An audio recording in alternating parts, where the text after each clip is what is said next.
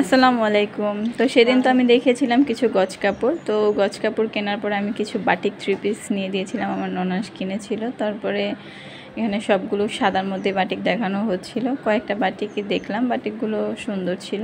সাদা কালারটা বরাবরই কম বেশি জানি আমাদের মেয়েদের একটু পছন্দের। তো এখানে দেখছেন 3টা একই সাদা রঙের দেখিয়েছে। তারপরে ভাবলাম যে আর কিছু অন্য কালার দেখি, তারপরে এখানে পার্পল কালারটার মধ্যে নিয়েছি। এই কালারটা এরপরে পছন্দ করা হয়েছে।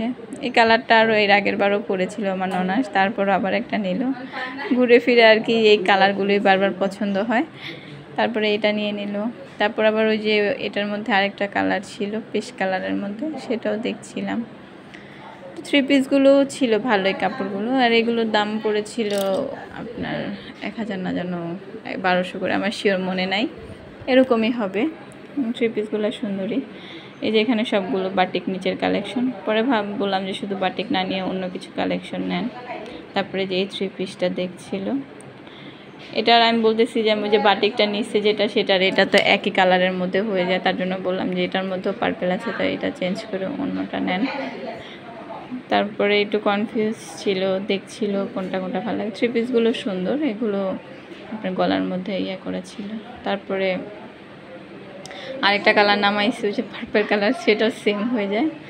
তারপরে আমি বললাম যে এই কালারটা নিতে, এই কালারটা আমার পছন্দ হয়েছে, কারণ এটা অন্যান্য যে 3 পিসগুলো নিয়েছিল এটার সাথে কালার মিলছে না। আর মেয়েদের তো জানেনি কত যে কুটুর নটুর কাপড় চোপড় কিনতে গেলে এটা রেখে ওটা পছন্দ হয়, ওটা রেখে এটা পছন্দ হয়।